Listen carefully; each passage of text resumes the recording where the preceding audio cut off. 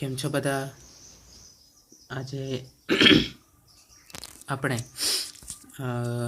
આપણો જે સબ્જેક્ટ છે એમસી બરાબર, એની અંદર માઇક્રોપ્રોસેસરનું જે બંધારણ છે એ આગળ જોશું. બરાબર, તો ગઈકાલે આપણે શું જોયું હતું? તો કે માઇક્રોપ્રોસેસર જે છે એ 3 મુખ્ય વિભાગોનું બનેલું છે: રજિસ્ટર્સ, એએલયુ અને કંટ્રોલ એન્ડ ટાઈમિંગ. બરાબર છે, આ 3 મુખ્ય વિભાગોનું એ બનેલું છે. હવે રજિસ્ટર શું કરી શકે છે? તો કે એ માહિતીને સંગ્રહ કરી શકે છે. બરાબર છે, માઇક્રોપ્રોસેસરને જે લખેલું છે, માઇક્રોપ્રોસેસરને આંતરિક સંગ્રહ શક્તિ પૂરી પાડે છે. એટલે કે મેં તમને ઉદાહરણ સાથે પણ સમજાવ્યું હતું. બરાબર, આપણે આગળ જોશું. ચાલો, એએલયુ શું છે? તો કે એની અંદર સરવાળા, બાદબાકી, ગુણાકાર, ભાગાકાર એવા એરિથમેટિક ઓપરેશન. બરાબર, આ બધા જે છે સરવાળા, ગુણાકાર, બાદબાકી, ભાગાકાર, એને કેવા ઓપરેશન કહેવાય? Arithmetic operation. And logical. બરાબર છે, લોજિકલ ઓપરેશન એટલે કેવા? તો કે એન્ડ ઓપરેશન, બરાબર, ઓર, નોટ, એક્સઓર, બરાબર, શિફ્ટ, રોટેટ, બરાબર, એ બધું જોશું આગળ. પણ આ બધાને લોજિકલ ઓપરેશન્સ કહેવાય. તો એરિથમેટિક લોજિક યુનિટની અંદર આ ઓપરેશન્સ થાય છે, આ બધા એરિથમેટિક એન્ડ લોજિકલ. હવે કંટ્રોલ એન્ડ ટાઈમિંગ સિગ્નલ શું કરે છે? તો કે જે પણ આપણે ઓપરેશન પરફોર્મ કરવું છે, જેમ કે મેં તમને ઉદાહરણ સાથે કીધું હતું. બરાબર, કે ભાઈ મારે 10 + 2 કરવું છે. બરાબર છે, તો જુઓ, સૌથી પહેલી વાત, આ 10 અને આ 2 ક્યાં સ્ટોર થશે? રજિસ્ટરની અંદર. બરાબર છે, પછી આ 10 + 2 આ સરવાળો ક્યાં પરફોર્મ થશે? એએલયુની અંદર, એરિથમેટિક લોજિક યુનિટની અંદર. બરાબર, પણ હવે આ આખી પ્રોસેસ થવા માટે, આખો સરવાળો થવા માટે, સૌથી પહેલાં તો સરવાળો તો થાય, પણ સરવાળા પહેલાં આ 10 અને 2 આ બે સંખ્યાને રજિસ્ટરની અંદર સ્ટોર કરવા માટે, પછી એલયુની અંદર સરવાળો કરવા માટે જે પણ જરૂરી કંટ્રોલ સિગ્નલ્સ છે એ કોણ આપશે? કંટ્રોલ એન્ડ ટાઈમિંગ યુનિટ જે છે એ આપશે. ચાલો, હવે જોઈએ છે કે ભાઈ આપણે આ આકૃતિ જે છે એની અંદર આપણને કેટલીક બસ દેખાય છે. બરાબર, data bus, address bus, control bus. બરાબર, તો બસ શું છે ખરેખર? બરાબર, હવે આ બસ જે છે એ આપણે તો સમજી જ શકીએ છીએ. બરાબર, જેની અંદર આપણે સવારી કરીએ છીએ એ બસ તો નથી જ. બરાબર, આ બીજી પ્રકારની બસ છે. તો જો હવે અહીંયા આપણે જોઈએ કે રજિસ્ટર, જે લખેલું છે કે રજિસ્ટર, એએલયુ અને કંટ્રોલ વિભાગ માઇક્રોપ્રોસેસરનું આંતરિક હાર્ડવેર બનાવે છે. બરાબર, એટલે કે માઇક્રોપ્રોસેસરની અંદર છે આ ત્રણેય વસ્તુ. હવે માઇક્રોપ્રોસેસર આધારિત સિસ્ટમ બનાવવા માટે આપણે માઇક્રોપ્રોસેસરને મેમરી અને ઇનપુટ આઉટપુટ ડિવાઇસ સાથે જોડવું પડે. આ બહુ જ મહત્ત્વની વાત છે. બરાબર, કે માઇક્રોપ્રોસેસરની અંદર રજિસ્ટર્સ છે. બરાબર, પણ એની અમુક મર્યાદિત ક્ષમતા છે. બરાબર, માઇક્રોપ્રોસેસરને પોતે કોઈ ઇન્ટરનલ મેમરી હોતી નથી. બરાબર, આ અગત્યની વાત છે. કારણ કે એટલા માટે અગત્યની વાત કહું છું, કારણ કે આપણે આગળ જ્યારે માઇક્રો કંટ્રોલર ભણશું. બરાબર, માઇક્રો કંટ્રોલર, તો માઇક્રો કંટ્રોલર એટલે બીજું કંઈ નહીં પણ માઇક્રોપ્રોસેસર. બરાબર, માઇક્રોપ્રોસેસર વત્તા મેમરી. બરાબર, માઇક્રોપ્રોસેસર વત્તા memory is equal to micro controller. બરાબર, માઇક્રોપ્રોસેસર વત્તા memory is equal to micro controller. બરાબર છે, આ રીતે સમજી શકાય. એટલે હંમેશા યાદ રાખવાનું, માઇક્રોપ્રોસેસરની અંદર કોઈ ઇનબિલ્ટ મેમરી હોતી નથી. બરાબર, તો માઇક્રોપ્રોસેસરને બીજી એક્સટર્નલ મેમરી સાથે અને ઇનપુટ આઉટપુટ ડિવાઇસ સાથે જોડવું પડે. હવે જો ઇનપુટ આઉટપુટ ડિવાઇસ શું છે? તો કે આપણે ખબર છે. બરાબર, મેં તમને આગળ પણ કીધું હતું કે માઇક્રોપ્રોસેસર જે છે એનો ઉપયોગ થાય છે શેનામાં થાય છે? તો કે ઇન્ડસ્ટ્રીઝની અંદર થાય છે, કંઈક ને કંઈક પ્રોસેસ કંટ્રોલ કરવા માટે. તો જો પ્રોસેસ કંટ્રોલ કરવા માટે આપણે માઇક્રોપ્રોસેસરનો ઉપયોગ કરીએ. બરાબર, સાચી વાત છે. હવે સમજી લો આ માઇક્રોપ્રોસેસર છે. બરાબર, તો અમુક જે પ્રોસેસને મારે કંટ્રોલ કરવી છે તો એના મારે ઇનપુટ તો આપવા પડશે આને. બરાબર, જેમ કે તે તાપમાન મારે કંટ્રોલ કરવું છે તો તાપમાનનો ઇનપુટ ડેટા તો આપવો પડશે. આની અંદર આપણે માઇક્રોપ્રોસેસરમાં આપણે નક્કી કરેલો છે કે ભાઈ તાપમાનથી વધારે ન જવું જોઈએ, પણ એના માટે પહેલાં રેફરન્સ માટે જોઈએ તો ખરું ને તાપમાન, કે જે બહારેથી આપણે એને ઇનપુટ આપશું. તો આ હશે ઇનપુટ. પછી તો કે તાપમાન કંટ્રોલ કરવા માટે આઉટપુટમાં કંઈક એ સિગ્નલ આપશે તો એને કહેવાશે આઉટપુટ. બરાબર, તો આ ઇનપુટ અને આ આઉટપુટ એની સાથે આપણે માઇક્રોપ્રોસેસરને જોડવું પડે છે. બરાબર, માઇક્રોપ્રોસેસરને કોની સાથે જોડવું પડે છે? તો કે માઇક્રોપ્રોસેસરને જોડવું પડે છે મેમરી અને ઇનપુટ આઉટપુટ ડિવાઇસ સાથે, બરાબર છે। તો હવે માઇક્રોપ્રોસેસરને બીજા ઉપકરણો જોડવા માટે, બીજા ઉપકરણો સાથે જોડવા માટે અલગ અલગ બસ જે છે એ હોય છે। હવે બસ એટલે છે ને એ બીજું કંઈ નહીં પણ એ જેને કહેવાય ને કે વાયર જે છે એનો સમૂહ છે કે જે ડેટાને લઈ જાય છે અથવા તો લઈ આવે છે, કોઈ પણ કામ કરે છે, બરાબર। એટલે સિમ્પલી એકદમ આપણે સમજવું છે કે બસ એટલે શું। તો બસ એટલે આરું જો વાયરોનું એવું જૂથ છે જે, એટલે આ તો ચાલો એડ્રેસ બસની આપણે વ્યાખ્યા છે, પણ બસ એટલે શું ટૂંકમાં તો કે વાયરોનું એક જૂથ છે, બરાબર, કે જે સિગ્નલ જે છે એને લઈ આવવાનું કે લઈ જવાનું કામ કરે છે, બરાબર। એટલે સિમ્પલ સમજો કે બસ એટલે શું, ફરી પાછું કહું છું, બસ એટલે વાયરોનું એવું જૂથ જે સિગ્નલને લઈ જાય છે કાં તો લઈ આવે છે, બરાબર, સિમ્પલ। તો હવે જે પ્રમાણે નામ હશે બસના એ પ્રમાણેનું કામ હશે, બરાબર છે। જેમ કે જો અહીંયા લખેલું છે એડ્રેસ બસ છે, બરાબર। તો આ એડ્રેસ બસનું કામ શું છે, તો જો એડ્રેસ બસ શું કરે છે તો કે વાયરોનું એવું જૂથ છે જે મેમરી લોકેશનનું એડ્રેસ કે પેરિફેરી ડિવાઇસનો પોર્ટ નંબર વહન કરે છે। એડ્રેસ બસમાં રહેલા કુલ વાયરોની સંખ્યા માઇક્રોપ્રોસેસર કુલ કેટલી મેમરી ઉપયોગ કરી શકશે તે નિશ્ચિત કરે છે। હવે જો એ તો આપણે પછી જોઈશું, બરાબર, કે કેવી રીતની ગણતરી છે, પણ આપણે સૌથી પહેલાં એડ્રેસ બસ સમજીએ। જો હવે જો એડ્રેસ બસ માટે શું કીધું તો કે કાં તો મેમરી લોકેશન્સ લઈ જાય છે અથવા તો જે પેરિફેરલ ડિવાઇસ છે એના પોર્ટ નંબરનો વહન કરે છે। પેરિફેરલ ડિવાઇસ એટલે શું તો કે જે એક્સટર્નલી આપણે ડિવાઇસીસ માઇક્રોપ્રોસેસર સાથે જોડ્યા છે એ। હવે સમજવા માટે કહું છું કે સમજી લો આપણું સીપીયુ છે, બરાબર, કમ્પ્યુટર હોય ઘરમાં, ઘણા કમ્પ્યુટર જોયું હશે, બરાબર, આપણે ત્યાં લેબમાં છે।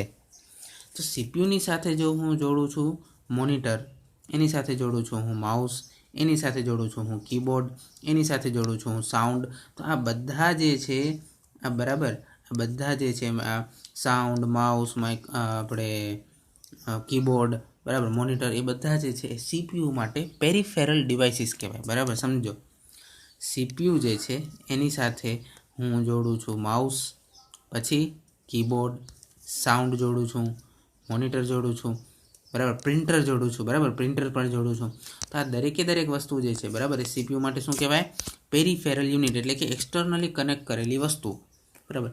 હવે ચાલો, હવે એડ્રેસ બસનું જરૂરિયાત શું છે સમજી લો કે આ એડ્રેસ છે, બરાબર, એડ્રેસ બસ છે, બરાબર, એની સાથે મેં એક મેમરી ચિપ જોડી છે, બરાબર। હવે મેં આ માઇક્રોપ્રોસેસરને એવો કમાન્ડ આપ્યો કે ભાઈ તારે આ 111 નંબરનો જે આંકડો છે એ તારે જઈને અહીંયા સ્ટોર કરવાનો છે। ક્યાં સ્ટોર કરવાનો છે તો કે એક્સટર્નલી જે આપણે મેમરી ચિપ જોડી છે એની અંદર, બરાબર। જો સિમ્પલી સમજો, તમે તમારે કંઈ પાર્સલ જે છે, બરાબર, એ તમારે તમારા બીજા મિત્રને ત્યાં કે બીજે ક્યાંય મોકલવું હોય, બરાબર, તો તમે ફેરિયાને કે ટપાલી જે છે એને એડ્રેસ તો આપવું પડે કે નહીં, જ્યાં તમને મોકલવું છે એનું। તો આ સિમ્પલ એવી જ રીતનું છે, તો કે અહીંયા એડ્રેસ બસ જે છે એ એડ્રેસનું વહન કરે છે, એવું તમે કહી શકો।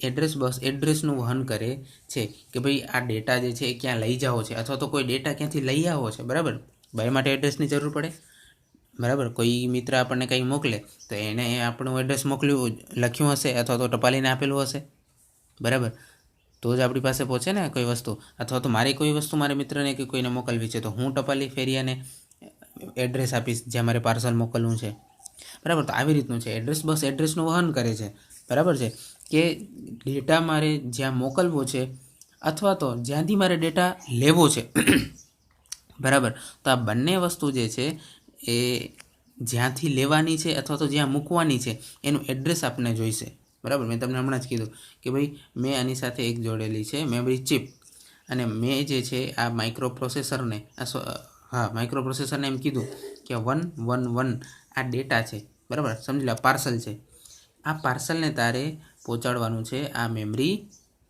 ચિપમાં, બરાબર। પણ હવે આ પાર્સલ તો મારી પાસે છે, પણ મેમરી ચિપનું જ્યાં સુધી મારી પાસે એડ્રેસ નહીં હોય ને ત્યાં સુધી હું આ પાર્સલને જે છે એ મોકલી શકીશ નહીં, બરાબર, ક્યાં, આ મેમરી લોકેશન ઉપર, બરાબર। તો એનો અર્થ એ છે કે કોઈ પણ જે છે મારે સમજી લો કે કોઈ મેમરી જે છે, કોઈ મેમરી એલિમેન્ટ છે એની અંદર મારે જો કોઈ ડેટા મૂકવો છે તો એ ડેટા મૂકવા માટે સૌથી પહેલે મને ડેટા તો ચાલો જોઈશે જ, પણ એનાથી પણ પહેલાં મારે શું જોઈશે? એડ્રેસ જોઈશે, બરાબર. આ ડેટાથી પણ પહેલાં મારે એડ્રેસ જોઈશે, બરાબર. ડેટા હશે કે નહીં હોય એ ચાલશે, બરાબર, પણ પહેલાં એડ્રેસ તો જોઈશે જ, કારણ કે એડ્રેસ હશે તો જ હું મારો ડેટા જે છે એ યોગ્ય સ્થાને મોકલી શકીશ, બરાબર છે. આ તો ચાલો મેમરી ની વાત કરી, બરાબર. હવે પેરિફેરલ ડિવાઇસ હોય, બરાબર, જેમ કે સમજી લો કે મારે મેં અહીંયા પ્રિન્ટર જોડેલું છે, બરાબર. મેં અહીંયા શું જોડેલું છે? પ્રિન્ટર જોડેલું છે. તો પ્રિન્ટરને પ્રિન્ટ કરવાનો કમાન્ડ મારે આપવો પડશે. તો એ કમાન્ડ પણ એક રીતે શું કહેવાય? ડેટા જ છે. તો એ કમાન્ડને મારે પ્રિન્ટર સુધી પહોંચાડવા માટે મારે પ્રિન્ટરનું શું જોઈશે? એડ્રેસ જોઈશે. અથવા તો જનરલી એડ્રેસ નથી બોલતા આપણે, પણ આપણે એને બોલીએ છીએ પોર્ટ નંબર, બરાબર છે. પોર્ટ નંબર, કે કયા પોર્ટ સાથે, માઇક્રો પ્રોસેસરના કયા પોર્ટ સાથે તમારું પ્રિન્ટર કનેક્ટ થયેલું છે, બરાબર. તો એ પોર્ટ નંબર જે છે મને જોઈશે, બરાબર. કારણ કે સમજી લો કે આ છે, બરાબર, આપણું માઇક્રો પ્રોસેસર, એની અંદર 3-4 પોર્ટ છે, બરાબર. 4 પોર્ટ છે, એનામાંથી બીજા નંબરના પોર્ટ સાથે પ્રિન્ટર જોડેલું છે, બરાબર. તો મારે પ્રિન્ટનો કમાન્ડ આપવો છે, બરાબર. તો પ્રિન્ટનો કમાન્ડ શું 4 પોર્ટ ઉપર આપીશ? ના, જે પોર્ટ સાથે મારું પ્રિન્ટર જોડાયેલું છે એ પોર્ટ, બરાબર, એ પોર્ટનો નંબર જ જે છે મારા માટે જરૂરી છે, બરાબર. તો આ એડ્રેસ બસ જે છે એ એડ્રેસ બસની અંદર, બરાબર, મારે શું કયું એડ્રેસ મૂકવું પડશે? તો કે એ એડ્રેસ જે અથવા તો એ પોર્ટનો નંબર કે જેની સાથે પ્રિન્ટર કનેક્ટ થયેલું છે, બરાબર. તો અને તો જ મારો પ્રિન્ટનો કમાન્ડ યોગ્ય રીતે પ્રિન્ટર સુધી પહોંચશે, બરાબર. એટલે એડ્રેસ બસનું કામ છે એડ્રેસનું વહન કરવું, બરાબર છે. પછી આગળ જોઈએ ડેટા બસ, બરાબર. તો ડેટા બસ દ્વિમાર્ગીય છે, જે માઇક્રો પ્રોસેસર અને મેમરી અથવા ડિવાઇસ વચ્ચે ડેટા ટ્રાન્સફર કરવા માટે ઉપયોગી છે, બરાબર. હવે એ પહેલાં જો અહીંયા આપણે એડ્રેસ બસમાં એક લાઈન ચૂકાઈ ગઈ કે ભાઈ એડ્રેસ બસની અંદર જેટલા વાયરો હશે ને એ કુલ વાયરો જે છે એ શું નક્કી કરશે? તો કે માઇક્રો પ્રોસેસર કુલ કેટલી મેમરી ઉપયોગ કરી શકશે તે નિશ્ચિત કરશે. જેમ કે જો એડ્રેસ બસ 16 બીટની હોય તો 216 એટલે કે 64 કિલોબાઇટની મેમરી જે છે એ ઉપયોગમાં લઈ શકાય છે. ટૂંકમાં કહેવાનો અર્થ એવો છે. 16 લાઇન હશે તો 64 કિલોબાઇટ, બરાબર છે, સમજાય છે. એવી રીતે 8 લાઇન હશે તો કે 2ની 8 ઘાત, 2ની 8 ઘાત કેટલી થાય? 512 કેબી થાય, સોરી 512 બાઇટ થાય, સોરી, બરાબર. હા, 512 બાઇટ, અને અથવા તો 2ની 10 ઘાત કરું તો 1024 બાઇટ એટલે કે 1 કિલોબાઇટ, બરાબર છે. તો 2ની 10 ઘાત એટલે સમજી લો કે એડ્રેસ બસની અંદર 10 વાયર છે તો 2ની 10 ઘાત એટલે કે 1 કેબી, બરાબર. 1 કેબીની મેમરી જે છે એ માઇક્રો પ્રોસેસર ઉપયોગમાં લઈ શકશે, એવી રીતે કહેવાશે. હવે ડેટા બસ શું છે? તો ડેટા બસ જે છે ડેટાની આપ-લે કરે છે, બરાબર. હવે અહીંયા જોવાની વાત એ છે કે એડ્રેસ બસ હંમેશા યુનિડાયરેક્શનલ એટલે કે એક જ દિશા તરફ હોય છે, બરાબર. જ્યારે ડેટા બસ બાયડાયરેક્શનલ એટલે કે દ્વિમાર્ગીય હોય છે. હવે આ સમજવા જેવું છે. હવે જનરલી શું છે કે હંમેશા માઇક્રો પ્રોસેસર જે છે ને એ જ જનરલી દરેક વસ્તુ જે છે એ જેને કહેવાય ને કે કરતું હોય છે, બરાબર. એટલે કે સમજી લો કે એડ્રેસ જે છે એ માઇક્રો પ્રોસેસર જ માંગી શકે, બરાબર. એડ્રેસ માઇક્રો પ્રોસેસર જ માંગી શકે બીજા પાસેથી. બીજા જે પેરિફેરલ ડિવાઇસ છે, બરાબર, જે હું આની સાથે આવી રીતના જોડીશ, બરાબર, જે પણ પેરિફેરલ ડિવાઇસ હું આ માઇક્રો પ્રોસેસર સાથે જોડીશ એ પેરિફેરલ ડિવાઇસ જે છે એ એડ્રેસ માંગી શકે નહીં, બરાબર છે. ફરીથી કહું છું, માત્ર અને માત્ર માઇક્રો પ્રોસેસર જ બીજા પેરિફેરલ ડિવાઇસ એટલે કે એની સાથે એક્સટર્નલી કનેક્ટ કરેલા ડિવાઇસ પાસેથી એડ્રેસ માંગી શકે છે, બરાબર છે. બીજા પેરિફેરલ ડિવાઇસ જે છે એની પાસેથી એડ્રેસ નહીં માંગી શકે કે ભાઈ માઇક્રો પ્રોસેસર ચાલ મને એડ્રેસ આપ, એવું નહીં કરી શકે, બરાબર. આ માઇક્રો પ્રોસેસર કોણ છે? બોસ છે, બરાબર. માઇક્રો પ્રોસેસર બોસ છે, બરાબર. તો એ હિસાબે જે છે માત્ર ને માત્ર યુનિડાયરેક્શનલ એડ્રેસ બસ એટલા માટે છે કારણ કે અહીંયા કહેવાનો અર્થ એ છે કે આ માઇક્રો પ્રોસેસર જે છે એ બીજા પાસેથી જ એડ્રેસ માંગશે, બરાબર. માઇક્રો પ્રોસેસર જ એડ્રેસ માંગી શકશે, એટલા માટે માત્ર એક જ ડાયરેક્શનમાં એડ્રેસ બસ અહીંયા દેખાડેલી છે. જ્યારે ડેટા બસમાં શું છે તો કે માઇક્રો પ્રોસેસર પેરિફેરલ ડિવાઇસને ડેટા આપી શકે છે અને પેરિફેરલ ડિવાઇસમાંથી ડેટા માઇક્રો પ્રોસેસરને મળી પણ શકે છે, બરાબર. એટલે બે રીતે જે છે ડેટાનું વહન થાય છે, બે રીતે. માઇક્રો પ્રોસેસર પણ આપી શકે છે ડેટા અને પેરિફેરલ ડિવાઇસ જે છે એ પણ ડેટા માઇક્રો પ્રોસેસરને આપી શકે છે, બરાબર છે. એટલે આ બે રીતે જે છે એ ડેટાનું વહન થાય છે. એટલા માટે ડેટા બસ આપણી જે છે એ કેટલી દિશાની છે? 2 દિશા. 2 એટલે બાય ડાયરેક્શનલ, બરાબર, દ્વિમાર્ગીય છે, બરાબર છે. અને પછી આવે છે આપણી કંટ્રોલ બસ, બરાબર. તો કંટ્રોલ બસ જે છે એ જુદા જુદા વાયરની બનેલી હોય છે, જે માઇક્રો પ્રોસેસર અને ડિવાઇસીસ વચ્ચે હેન્ડશેક સિગ્નલ તરીકે ફરજ બજાવે છે, બરાબર છે. એટલે હેન્ડશેક સિગ્નલ એટલે શું? તો કે સમજો કે જનરલી શું હોય કે ભાઈ આપણે હેન્ડશેક સિગ્નલ એટલે તમે રેડી છો ને એવી રીતનું પૂછવા માટેનું સિગ્નલ. એટલે સમજી લો કે મેં માઇક્રો પ્રોસેસર સાથે મેમરી જોડી છે. મેમરીની અંદર મારે જે છે હવે ડેટા સ્ટોર કરવો છે, બરાબર. તો ડેટા સ્ટોર કરતાં પહેલાં શું થાય કે માઇક્રો પ્રોસેસર મેમરીને એક હેન્ડશેક સિગ્નલ મોકલે કે ભાઈ મેમરી તું બરાબર તૈયાર છો ને, હું હમણાં ડેટા આવવા દઉં છું, તારે એ ડેટા તારી અંદર સ્ટોર કરવાનો છે, બરાબર. તો એવી રીતનું જે છે એ શરૂઆતની વાતચીત અથવા તો કન્ફર્મેશન માટે કે મેમરી તૈયાર છે, જેના માટે? ડેટા સ્ટોર કરવા માટે, બરાબર. તો આ કન્ફર્મેશન માટે જે છે એ કંટ્રોલ બસની જરૂરિયાત છે, બરાબર. અને આ પ્રક્રિયાને શું કહેવાય? મેમરી તૈયાર છે કે નહીં, બરાબર. મેમરી જે છે એ